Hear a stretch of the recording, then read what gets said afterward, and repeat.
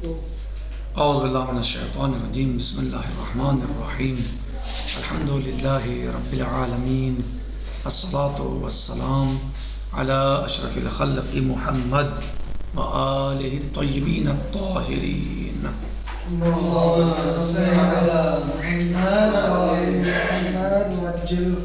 ہماری گفتگو چل رہی تھی مدرسے فقیہ امامیہ کے بارے میں ہماری گفتگو چل رہی ہے اور اس کے ادوار کے بارے میں گفتگو ہے.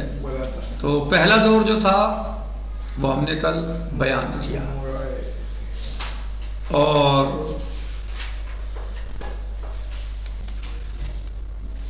یعنی تاریخ فقہ اہل بیت علیہ السلام کے بارے میں دور ثانی کی بات چل رہی ہے. اس کو ہم نے کل بتایا تھا کہ اس میں کیا طریقہ رہا، کیسے انجام دیتے تھے، کیسے جو ہے وہ مثلاً فقہ کا کیا اس وقت جو ہے وہ طور طریقہ تھا اور کتابیں جو لکھی گئی اس میں اس وقت پہ مثلاً وہ مبوب تھی یا نہیں تھی، یہ سب ہم نے کل اس کو بیان کیا. اور مثال تھی اس میں جناب شیخ کلینی اور شیخ صدوق کی کتابوں کی مثلاً. تو اس میں پھر یہ بتایا تھا کہ جو 3 مدارس اس میں پائے جاتے ہیں ہمارے یہاں، جن میں جو مشہور ترین مدارس ہیں، جن میں پہلا مدرسہ جو مدرسہ قمر ہے اس کے بارے میں کل ہم نے تفصیل سے بیان کیا کہ ان کا کیا طریقہ تھا، وہ کس طریقے سے استدلالات کرتے تھے اور کس طریقے سے مثلا وہ فقہ حاصل کرتے تھے احادیث کے ذریعے.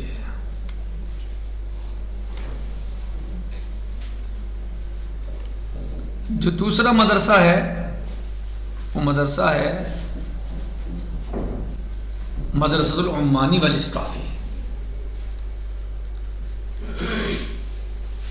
وکانت هذه تحاول التمسک، اور یہ جو مدرسہ تھا مدرسہ اسقافی اور عمانی، ان میں جو یہ کوشش یہ ہوتی تھی اس مدرسے میں کہ تمسک اختیار کیا جائے، تمسک رہے استدلالات اصول عقلیہ کے ذریعے. یہاں تک کہ کبھی کبھی جو ہے وہ نسبت دے دی اس عمل کی مثلا قیاس اور رائے کی طرف.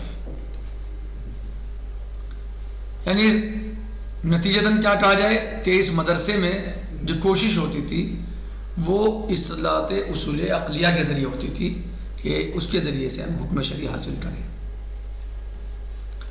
اب سوال یہ ہے کہ عمانی کون تھے، ان کا نام کیا تھا، یا اسقافی کون تھے، ان کا نام کیا تھا، مثلا کہاں کے رہنے والے تھے، کیا ان کی خدمات ہیں، ان کی شخصیت. مثلا یہ تو ظاہر ہے کہ بڑی شخصیت تھی، ابو جعفر اسقافی بڑی شخصیت تھے یا عمانی بڑی شخصیت تھے.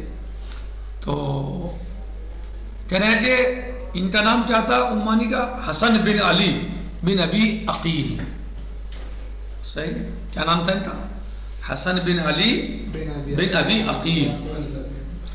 اور جو اسقافی تھے ان کا نام کیا تھا؟ محمد بن احمد بن الجنید. یہ ان کا یہ اس طرح نام تھا. تو بہرحال دونوں ہی بزرگ عالم دین تھے اور جنہوں نے بہرحال خدمات مذہب کی انجام دی ہیں. اب ان کے بارے میں تھوڑا تفصیل سے کتاب کے اعتبار سے پڑھ لیتے ہیں. نمبر 2 مدرسۃ العمانی والاسقافی. دوسرا مدرسہ جو اس دور میں مشہور مدرسہ تھا، پہلا مدرسہ کون سا تھا؟ قمر کا مدرسہ تھا. دوسرا مدرسہ مدرسہ عمانی اور اسقافی.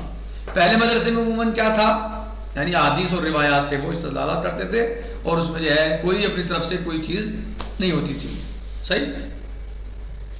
دوسرا مدرسہ مدرسہ عمانی اور اسقافی. وکانت هذه تحاول التمسک بالاستدلالات الاصولیۃ العقلیہ، اور یہ کوشش کرتے تھے اس مدرسے کے پیروکار کوشش کرتے تھے تمسک کی. کس چیز سے تمسک؟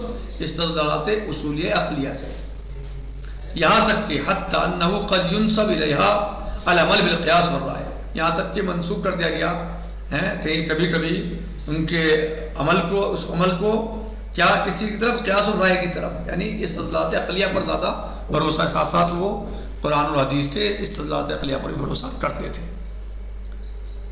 والامانی هو الحسن بن علی، امانی کون تھے؟ حسن بن علی بن ابی عقیل الذي انتهت الیہ الزعامۃ الدینیۃ الشرعیہ بعد انتہاء فترۃ الغیبۃ الصغریٰ۔ اب دیکھیے آپ کتنے بزرگ شخصیت تھے یہ، ہے نا؟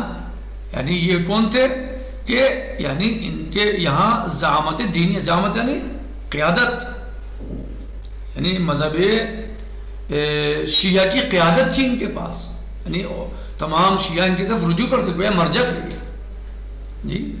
کب؟ غیبت صغریٰ کے انتہا کے بعد، ختم ہونے کے بعد کہاں پہنچی گویا مرجعیت؟ یعنی غیبت صغریٰ میں تو مرجعیت کس کے پاس تھی؟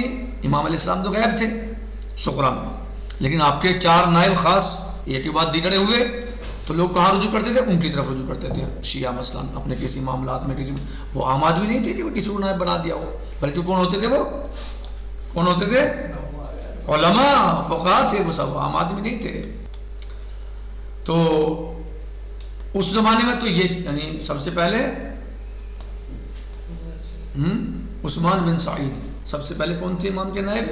امام علیہ السلام کے نائب عثمان بن سعید، پھر محمد بن عثمان، انہی کے بیٹے محمد جو جناب عثمان کے بیٹے تھے، پھر ان کے بعد حسین بن روح نوبختی، حسین بن روح، پھر چوتھے کون تھے؟ علی بن محمد الثمری، چوتھے نائب یہ تھے۔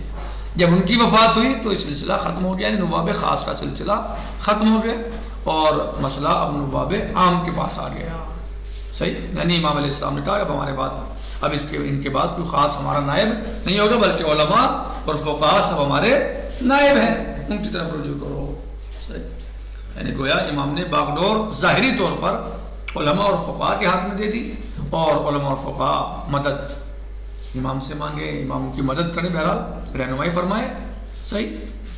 لیکن پبلک کے لیے علماء کے یعنی عوام الناس کہاں رجوع کرے گی؟ علماء کی طرف۔ تو غیبت صغریٰ میں کے بعد یعنی گویا یہ کہا جائے کہ علی بن محمد الثمری رضوان اللہ تعالیٰ علیہ کی وفات کے بعد غیبت صغریٰ کا سلسلہ ختم ہوا، صحیح؟ اس کے بعد کوئی امام علیہ السلام کا نائب خاص نہیں ہوا، امام نے کسی کو اپنا نائب خاص نہیں بنایا، تو اب سلسلہ زعامت کا کہاں پہنچا؟ علماء اور فقہاء جو عام یعنی خاص علماء فقہاء نہیں، عام علماء اور فقہاء یعنی جو امام کی طرف سے نام بنا منصوب نہیں تھے، جیسے وہ 4 منصوب ہوئے نواب اربعہ جیسے، ایسے منصوب نہیں تھے کہ فلاں ہمارا نائب ہے یا فلاں نہیں، بلکہ جو بھی عالم فقیہ ہے مثلا وہ امام کا نائب ہوتا تھا۔ تو اس وقت پہ یعنی زعامت یا مرجعیت شیعت کہاں تھی؟ امانی جو حسن بن علی بن ابی عقیل تھے، یعنی کہ ان کے یعنی گھرانے میں مرجعیت یا زعامت فقیہ ہے شیعہ آئی۔ وقیل انه اول من ادخل الاجتہاد بشکلہ المعروف الى الابحاث العلمیہ، اور ان کے بارے میں یہ بھی کہا گیا ہے کہ یہ پہلے شخص ہیں، امانی پہلے شخص ہیں جنہوں نے اجتہاد کو بشکل معروف یعنی معروف طریقے سے داخل کیا ہمارے یہاں، یعنی اجتہاد بمعنی اجتہاد یعنی اجتہاد تو پہلے بھی کرتے تھے فقہاء، لیکن جو یعنی ایک اصطلاحی طور پر کہا جائے کہ انہوں نے اپنے زمانے میں داخل کیا الی الابحاث العلمیہ، ابحاث علمیہ میں، علمی بحثوں میں، واخذ بتحریر الفروع الفقہیہ، اور انہوں نے شروع کیا تحریر کرنا اس کو فروع فقہیہ کو، وذکر الادلہ، اور ان کے دلیلوں کا ذکر کرنا، یعنی فروعات فقہی فروعات ذکر کی اور ان کی دلیلوں کا ذکر کیا، یعنی مثلا یہ حکم ہے دلیل، یعنی اس طرح اجتہاد ایسے انہوں نے شروع کیا۔ وذکر الادلہ، کیا شروع کیا انہوں نے؟ اخذ بتحریر الفروع الفقہیہ، کیا شروع کیا؟ فروع فقہیہ کو بیان کرنا، لکھنا، تحریر کرنا، یا مثلا ان کی دلیلوں کا ذکر کرنا، وذکر الادلہ لہا لفروع الفقہیہ، وَأَلَّفَ كِتَابَهُ الْمَعْرُوف، اور انہوں نے اپنی کتاب لکھی جو مشہور کتاب تھی، کیا ہے وہ کتاب؟ کیا ہے؟ کس چیز سے؟ الْمُسْتَمْسَكْ بِحَبْلِ آلِ الرَّسُولِ، یہی ہے نا کتاب میں نام، یہ ہے نا؟ کیا نام تھا اس کتاب کا؟ المستمسک بحبل آل الرسول الذی قیل عنہ، جس کے بارے میں کہا گیا کتاب مشہور فی الطائفہ، یہ کتاب مشہور تھی طائفہ میں. طائفہ یعنی مذہب کے درمیان ہمارے، یعنی ہم جو امامیہ کے درمیان یہ کتاب مشہور تھی. وما ورد الحاج من خراسان الا طلبہ و اشترا منہ نسخان، اور کوئی بھی حاجی خراسان سے نہیں آتا تھا مگر یہ کہ وہ اس کا نسخہ چاہتا تھا اور خریدتا تھا. سمجھ رہے ہو بات؟ یعنی جو بھی ایرانی کہا جائے آج کی زبان میں، جو ایرانی خراسانی حج کے لیے جاتا تھا تو وہاں سے اس کا ایک نسخہ لے کے آتا تھا. کس لیے؟ تاکہ عمل کر سکے. صحیح. آپ توضیح نہیں خریدتے ہیں، توضیح لیتے ہیں یا مثلا حاصل کرتے ہیں کسی بھی طرح، چاہے وہ پیسوں سے لیں یا بغیر پیسوں کو لیں، توضیح کی حاجت ہوتی ہے. تو اس وقت میں جو شیعہ امامیہ میں جو ہے حج کرنے جاتے تھے تو وہ اس کتاب کو ضرور لے کے آتے تھے، یعنی حاجت تھی اس کتاب میں. وما للاسف لم يبق لهذا الكتاب في يومنا هذا عین ولا آثار. افسوس یہ ہے کہ آج اس کتاب کا ہمارے پاس نہ عین ہے نہ اثر ہے. یعنی تو افسوس یہ ہے کہ آج وہ کتاب نہ عیناً موجود ہے اور نہ ہی اثراً موجود ہے، نہ اس کا کوئی یعنی وہ اصل کتاب موجود ہے اور نہ ہی کوئی ایسا ہے کہ جو اس کتاب کو کسی اور کتاب میں لکھ دیا گیا ہو یا جمع کر دیا گیا ہو. والاسکافی ہوا محمد بن احمد بن الجنید، انشاءاللہ یہ کل آئے گا. آج ہم اسی پر اتفاق کرتے ہیں. کن پر؟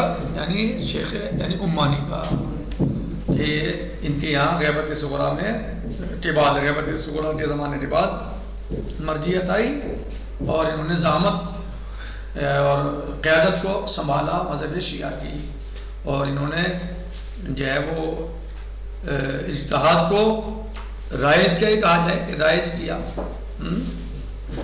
اجتہاد کو انہوں نے مذہب شیعہ میں رائج کیا بشکل مشہور معروف ہے یہ. اور انہوں نے جو ہے فقہ میں فروع فقیہ کو ذکر کیا اور ان کی دلیلوں کو بھی ساتھ ساتھ ذکر کیا.